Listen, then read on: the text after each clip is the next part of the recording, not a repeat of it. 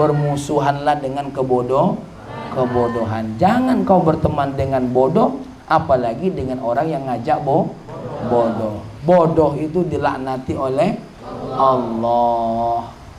Ya.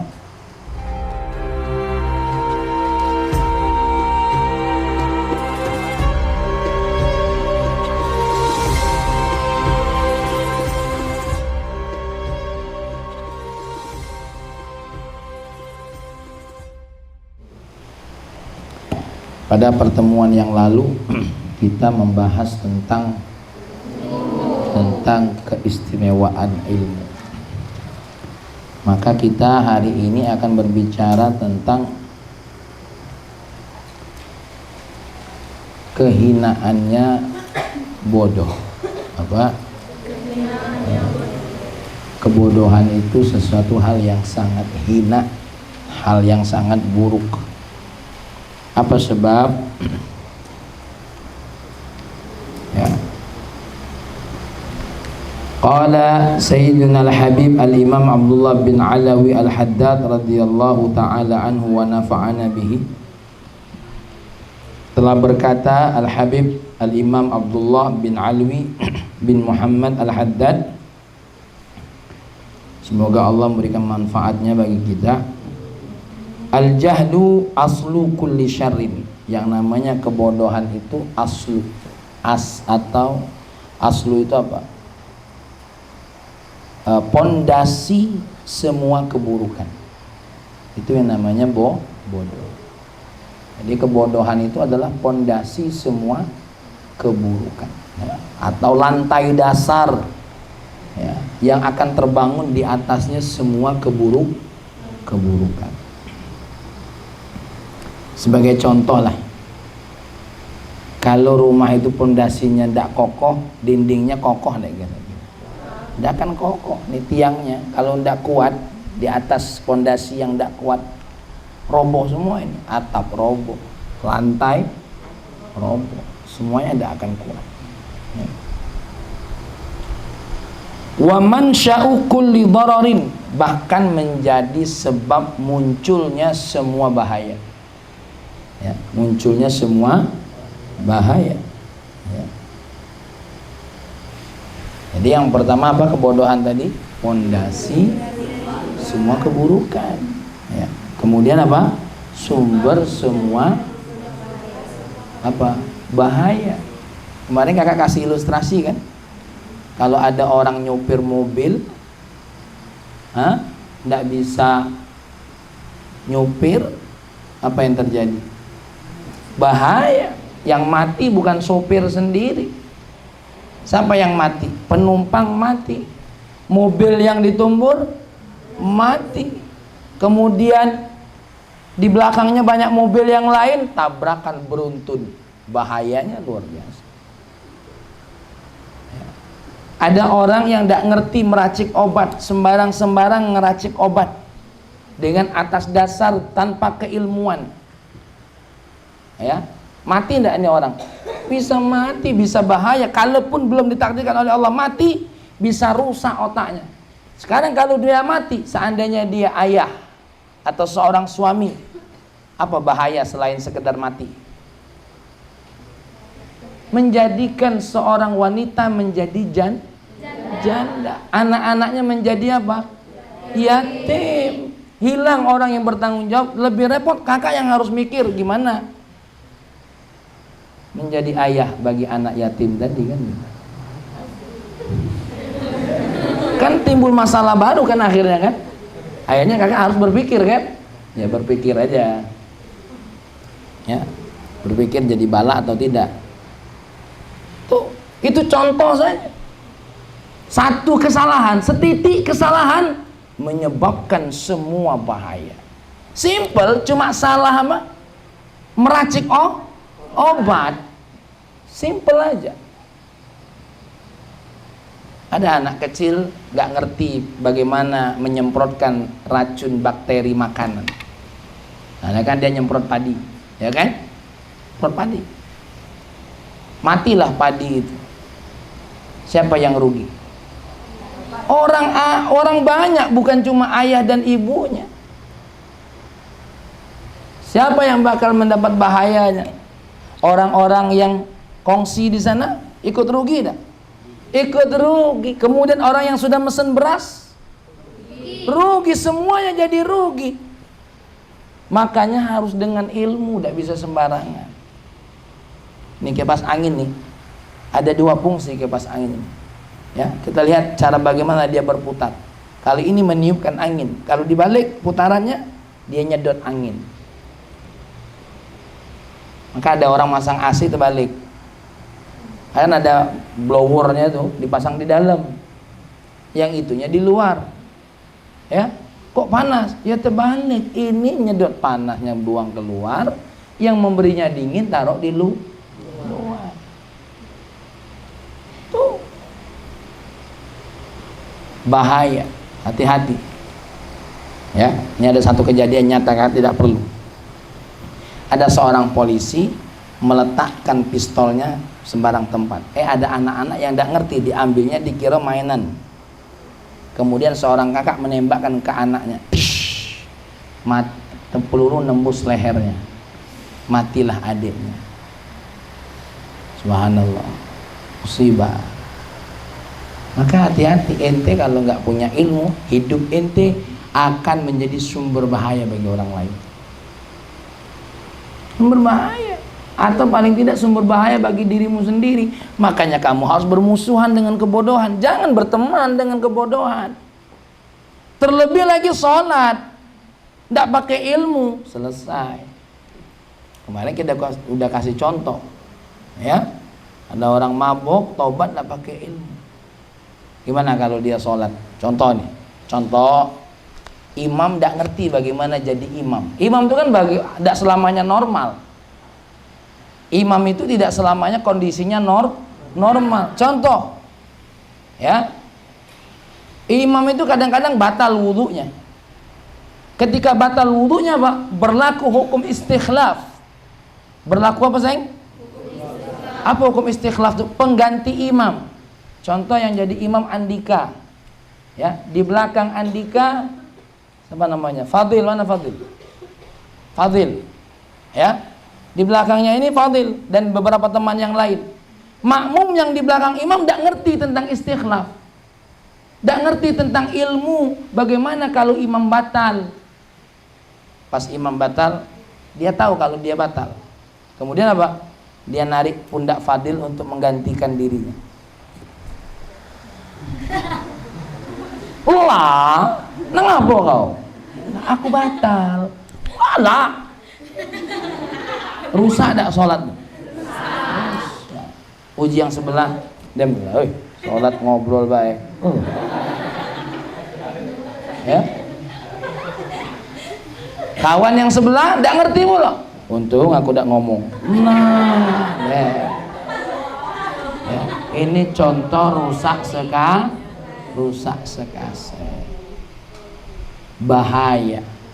Tuh, hati-hati. Apalagi kalau yang disuruh jadi imam tidak hafal doa, ya, belum hafal doa, baru hafalnya kitab mufrodat. Allahumma sirwalu, Allahumma tubbanun ya Allah, Allahumma mighrafatun wa birkatun ya Allah, Allahumma ma'un wa syarabun wa ta'amun, Allahumma ya Allah. Selesai. Bismika Allahumma ahya, bismika amut, Allahumma inni a'udzubika minal khubuthi wal khaba'is. Segala-gala doa disebutnya kan. Itu contoh saja. Contoh ada orang tidak ngerti bagaimana sholat janazah, pede jadi imam. Allahu Akbar, ruku. La haula wala. Pas ditanya, ngapa kau ruku? Sholat jenazah nak kata ruku? Bukan apa-apa, dosanya lah banyak nian. Ya. Hilang kecerdasan, muncul kecalakan. Malum, biasanya calak itu karena mepet. Masya Allah. Ya, maka adik-adik kita ini harus belajar. Maka kamu harus tahu, kenapa kak kami tidak boleh bodoh? Ingat, apa kata Habib tadi? Al jahlu aslu kulli syarr. Yang namanya kebodohan apa? Pondasi semua keburukan. Ilmu apa saja, baik ilmu syariah ataupun ilmu yang bukan syariah. Tuh. Ilmu apa saja. Ilmu apa saja. Contoh, ketika ada orang mengakui selain Allah sebagai Tuhan, itu karena diawali dengan ketidaktahuan. Cuma hal yang menjadi kebodohan ini kalau diulang-ulang menjadi ilmu kan, maka itu disebut dengan ilmu apa? Ilmu yang sesat. Kenapa? Didasari dengan kebodohan.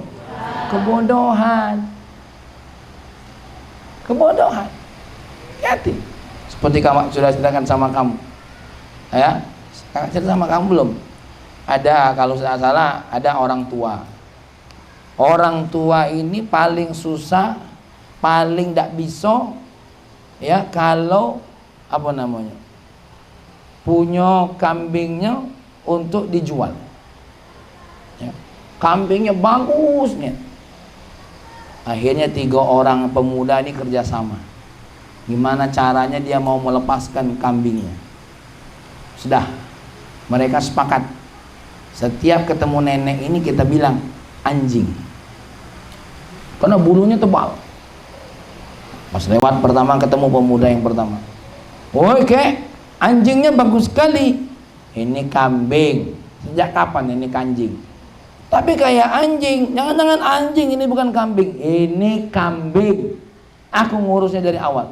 Anjing, kambing, anjing. Nah, kambing ini nih. Lewat kan? Ketemu pemuda yang kedua. Tapi sepanjang jalan dia mikir, kambing dia ngomong anjing, tapi kok mirip. Berubah dia berpikir, ablah, aku ngurusnya dari kecil kok. Ketemu yang kedua, kambingnya anjingnya bagus. Kambing, ini kamu nih sakit mata kamu. Ini kambing bukan anjing. Wah, anjing. Ini kambing, anjing. Ya. Mulai kok aku terbalik-balik kata dia. Ini anjing, kambing. Wah, mulai pegal ya. Saat mulai diragu-ragu, anjing nih apa kambing ini. Uji yang punya kambing tuh. Ya. Ya, ketemu yang ketiga. Pak, saya beli anjingnya. Ini kambing, anjing ini nih. Sudahlah, ambillah anjing ini lah. Berubah, akhirnya anjing tadi tinjuknya. Padahal itu kambing. Kenapa? Sesuatu hal yang salah kalau diulang-ulang jadi apa? Jadi hafalan. Makanya kamu jangan heran, kok bisa kak saya ini sesuatu hal yang tidak manfaat, kok saya bisa gandrung kepada apa sebab? Diulang-ulang. Ya, game yang tadinya tidak manfaat kalau kamu sering mainnya, ya, apa, novel yang sekalinya kamu baca terus diulang-ulang, ya, akhirnya kamu baca-baca terus. Sekarang gini, dibandingkan kamu baca novel terus jadi hafalan di sini, mendingan kamu baca buku apa? Betul kan? Kamu baca novel berapa lama? 1 jam, bahkan menjelang tidur. Coba bukunya diganti dengan Al-Quran. Coba bukunya diganti dengan hadis Nabi. Walaupun tidak banyak, nyantol sedikit-sedikit. Oleh karena itu kamu harus lawan kebodohan. Kenapa? Bodoh ini memang agak nikmat bagi orang yang lalai di dalamnya. Maka kamu tuh jangan terlalu nikmat dengan kebodohan. Lalu apa kata Al-Habib Abdullah bin Alawi Al-Haddad mengatakan, wa huwa, kebodohan, wa ahluhu, dan orang yang bodoh, dakhiluna fi qaulihi ta'ala, akan masuk dalam fi qaulihi sallallahu alaihi wasallam, akan masuk dalam ungkapan Nabi, dalam hadis Nabi. Apa kata baginda Nabi? Ad-dunya mal'unatun, dunia ini dilaknati oleh Allah. Mal'unun ma fiha, dan yang ada di dalam dunia ini dilaknati oleh Allah. Illa, kecuali zikrullah, kecuali senantiasa zikir kepada wa mawala. Apa wala? Sesuatu hal yang sama halnya dengan zikir kepada Allah, ya. Tuh, wa mawala, atau sesuatu yang membuat dia ingat dengan Allah. Pertama apa? Zikrullah, atau sesuatu yang membuat dia ingat dengan Allah, apapun. Wa aliman, dan orang yang alim, wa muta'alliman, dan orang yang belajar ilmu. Orang yang berilmu tidak dilaknati oleh Allah. Penuntut ilmu tidak dilaknati oleh Allah. Jadi dunia dan seisinya ini dilaknati oleh Allah, kecuali 3 hal apa? Zikir kepada Allah, atau sesuatu yang membuat apa? Membuat dia ingat Allah. Baru yang kedua apa? Orang yang berilmu. Yang ketiga apa? Orang yang menuntut ilmu. Maka kamu ini ketika belajar itu berarti apa? Sedang berpaling dari laknat Allah. Kamu sedang mengejar rahmat Allah. Kepengen tidak kamu dilaknati oleh Allah? Berarti kalau kamu tidak belajar, kamu lagi diapain? Dilaknati oleh Allah. Ya, punya tugas ngapal, tidak menghafal, dilaknati oleh Allah. Ya, semua TV kalau tidak bermanfaat, tidak membawa kita ingat kepada Allah, dilaknati tidak oleh Allah? Dilaknati oleh Allah. Nyanyi sesuatu hal yang tidak membuat kita ingat kepada Allah, dilaknati tidak oleh Allah? Dilaknati oleh Allah. Apalagi kalau kamu bermain sesuatu, melakukan sesuatu yang membuat kamu lupa dari Allah. Apa bahaya yang membuat kamu lupa dari Allah? Hati-hati. Dunia dan seisinya ini dilaknati oleh Allah kecuali 3: mengingat Allah, berilmu, atau orang yang menuntut ilmu. Artinya semua selain itu punya potensi mendapat laknat dari Allah. Istri kalau tidak membuatmu ingat dari Allah, membuatmu ingat kepada Allah, bisa jadi istrimu, kamu, karena istrimu dilaknati oleh Allah. Kamu punya suami, suamimu tidak membuatmu ingat kepada Allah, hati-hati. Kenapa? Semua yang Allah berikan ini supaya kita ingat kepada Allah. Nih, minum supaya ingat kepada Allah. Baca Bismillahirrahmanirrahim. Pakai baju supaya ingat kepada Allah. Bismillahirrahmanirrahim. Masuk WC, baca doa supaya ingat kepada Allah. Apa bahaya harus ingat kepada Allah? Supaya tidak dilaknati oleh Allah. Main olahraga supaya tidak dilaknati oleh Allah. Olahraganya niatnya apa? Untuk menyehatkan badan supaya apa? Semangat beribadah.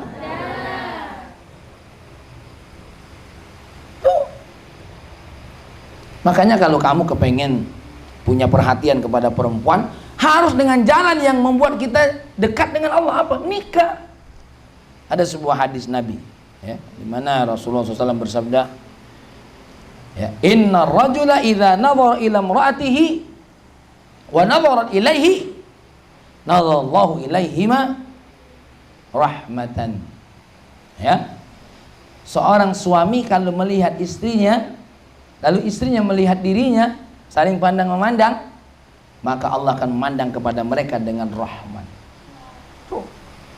Kenapa? Karena istri sama suami, ya, dia buka jalan kehalalannya dengan apa? Dengan syariat Allah. Dengan begitu waktu dia nikah, berarti dia ingat kepada Allah. Mohon maaf dek, abang belum berani pandang wajahmu karena engkau belum halal. Mohon maaf, ya. Tuh, abang tak beranilah pandang-pandang wajahmu, apalagi sampai melihat matamu, ya. Tuh,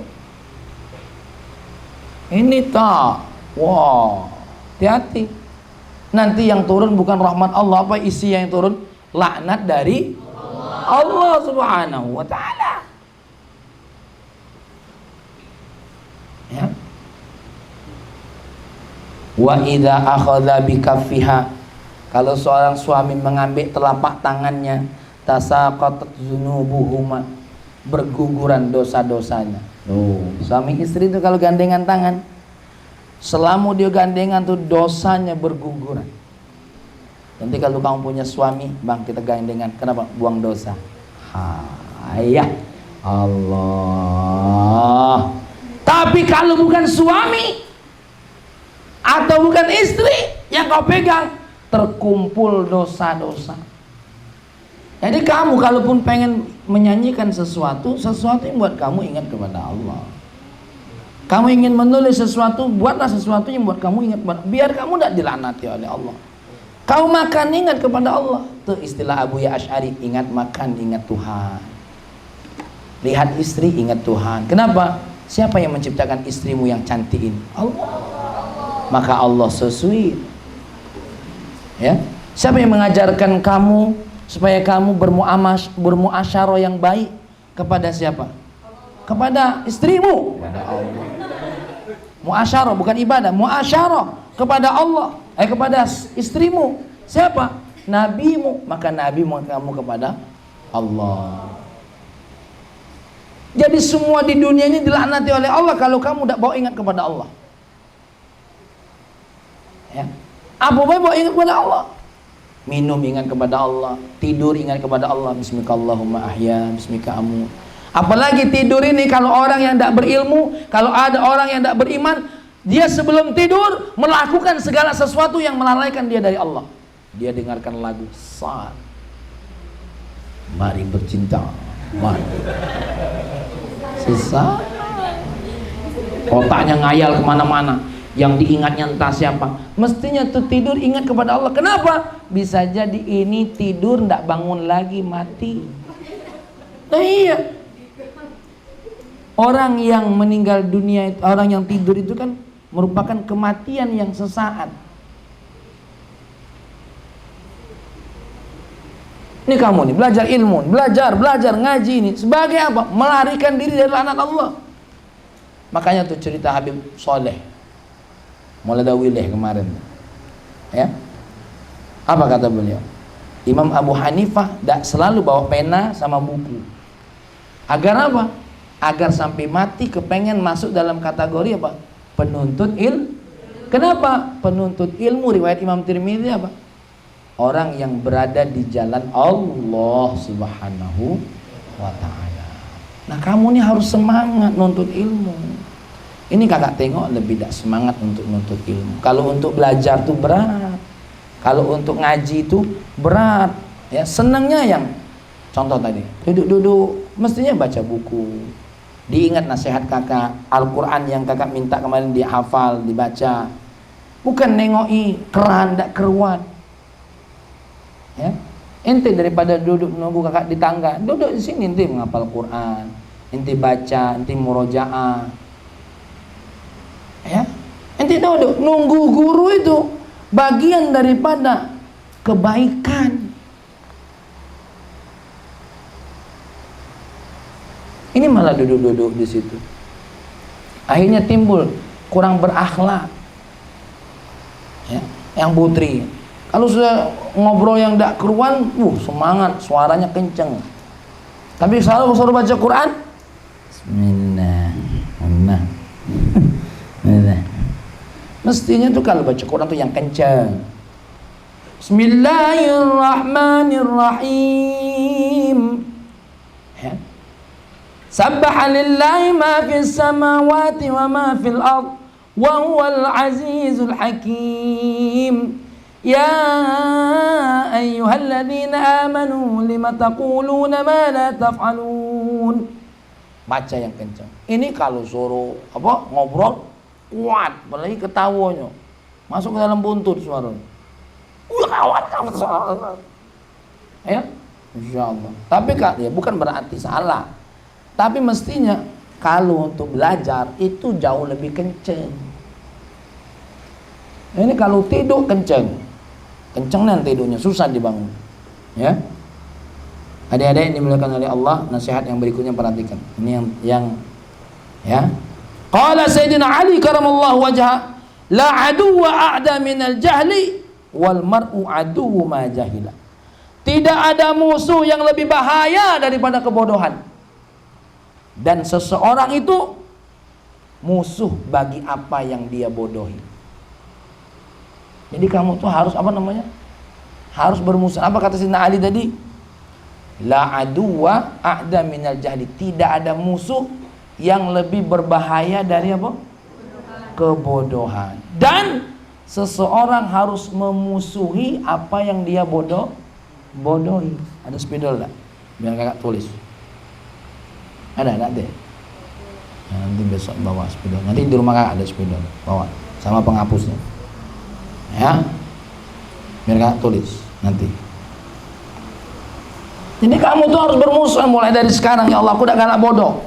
Aku udah galak, udah ngerti tajwid. Aku udah galak, udah ngerti fikih. Aku udah galak, udah ngerti, udah ngerti. Aku harus belajar. Karena aku udah tahu nanti ilmu mana yang akan mengangkat aku derajat kepada Allah. Adik-adik, kamu belajar nahu, belum tentu ilmu nahumu yang mengangkatmu derajat di sisi Allah. Tapi kalau kau belajar ilmu biologi, bisa jadi ilmu biologimu yang mengangkatmu di sisi Allah. Karena kau jadi dokter, ya, kau memberikan pelayanan yang terbaik. Orang yang sakit jadi sehat. Orang yang susah nak bayar, kamu kasih kemudahan. Ibu yang punya apa, bisa bayar apa? Saya cuma bayar sekian, ya sudah, bismillah. Yang penting ibu mau makan obat. Kita tidak tahu, adik-adik, dari kita fikih tuh kita tidak tahu apa yang mengangkat derajat kita kepada Allah. Bisa jadi kamu yang senang ngurus jenazah, ibadah itu yang membuat kamu diangkat oleh Allah derajatnya. Ya. Lihat seorang guru Habib Syekh, apa yang mengangkatnya derajat di sisi Allah? Ngajak orang bersolawat, keliling kemana-mana ngajak orang bersolawat. Jangan kamu lihat sekarang, lihat bagaimana beliau dulu memperjuangkan ngajak orang solawatan. Lagi solawatan ada yang kakinya di pucuk meja, macam-macam. Sekarang orang, makanya kakak waktu semobil dengan beliau nasihati, Fahmi, melihat seseorang itu jangan lihat ketika dia berhasil, lihat bagaimana dia berjuang. Kamu lihat Abah Haji, jangan lihat sekarang, lihat bagaimana beliau meniti satu bata ke satu bata, satu batu ke satu batu, dalam rangka membangun dua pesantren. Coba kalau seandainya pondok ini dijadikan hotel, sarang pelacuran, bagus juga. Kakak jadi manajernya, ya kan? Betina-betina itu sebelum dijual dites dulu, bagus dia apa tidak. Selesai seleksi jual. Besar ini, betul lah. Kalau mau dihias dengan duit, wah masya Allah ini tamannya. Kamu akan lihat nih, wah. Tapi Abah Haji tidak mau. Abah Haji ingin ke pondok pesantren Arisalah ini melahirkan apa? Orang-orang yang berilmu, orang-orang yang menuntut ilmu, orang-orang yang tidak dilaknati oleh Allah. Maka kata ada Habib Segaf Baharun, seorang ayah, seorang ibu yang meletakkan anaknya di madrasah diniyah agar dia ingat Allah, agar dia berilmu, agar dia menuntut ilmu, akan dipeluk oleh Rasulullah nanti orang tua kamu itu. Ya. Maka kamu beruntung, kamu berada di tempat istana ilmu yang membuat kamu apa? Jauh dari laknat Allah. Tapi kadang-kadang kamu dilaknati oleh dirimu sendiri. Karena apa? Ketika ilmu itu diberikan kepadamu, kamu tidak mau menerimanya. Ya. Sibuk kabur sana kemari. Ya. Padahal sudah disediain tempat, ya, disediain kesempatan. Tidak semua orang adik-adik bisa menuntut ilmu. Kamu alhamdulillah punya orang tua yang mau apa? Memberikanmu kesempatan menuntut ilmu. Ada, minta maaf nak ya, ayah bukan tak mau kamu belajar, tapi ayah tak mampu nak. Bisa tak bantu ayah dulu kerja di mana? Di kebun. Mau tak mau. Nah kamu ada kesempatan kamu sia-siakan. Waktunya ngapal tak ngapal, waktunya belajar tak belajar. Adik-adik ingat, jangan ikutin teman-teman yang membawa kepada kamu yang membawa kebodohan kepada kamu, atau membawa kamu kepada kebodohan. Jangan ikuti. Kenapa? Kaget kapan kita urusan nasib masing-masing. Mohon maaf kawan, aku bukan tak galak ngikut kamu, tak galak belajar. Nasib kau dengan nasib aku beda. Apalagi mohon maaf, ayah aku tidak sehebat ayah kau. Ayah kau wong kayo, ayah aku petani. Jadi aku tidak bisa ikut gaya kamu. Minta maaf kawan, aku nak sekolah bes ini SPP-nya nunggak. Kalau aku belajar tidak sungguh-sungguh, maka orang tua aku akan kecewa. Jangan turuti kawan-kawan kita yang tidak benar. Kawan-kawan kita ini macam-macam. Ada yang wong tua duitnya banyak. Ya. Kalau kamu nak ngikut gaya wong tua wong lain, tidak selesai. Nengok kawan kita sepatunya bagus, kita nak sepatu bagus, tidak usah. Sepatu kita inilah yang paling bagus, inilah wong tua yang kita bisa kasih. Ya. Mohon maaf kawan, aku tidak pacak cak kamu. Aku nak ngapal Quran, aku nak ngapal hadis, aku nak ngapal tafsir, aku nak belajar sungguh-sungguh karena aku tidak tahu nasib aku ke depan. Kalau kau tidak galak belajar, mungkin kau lah tahu kau bakal wong yang bernasib. Minta maaf. Kaget kalau kau sukses, belum tentu kau baca nolong aku. Maka biarkan aku menolong diriku sendiri saat ini. Ya. Makanya kamu tuh harus bermusuhan. Satu, dengan kebodohan. Yang kedua, dengan orang yang ngajak kita bodoh. Sepakat tak kira-kira? Ini kakak sengaja nih, pengajian kita nih belum masuk ke ilmu yang lain, masuk motivasi ilmu dulu. Penting. Main-main. Ya. Oke lah, ini saya dulu dari kakak. Ya. Gimana kajian kita tentang hari ini apa? Bahayanya bodoh. Bermusuhanlah dengan kebodohan. Jangan kau berteman dengan bodoh, apalagi dengan orang yang ngajak bodoh. Bodoh itu dilaknati oleh Allah.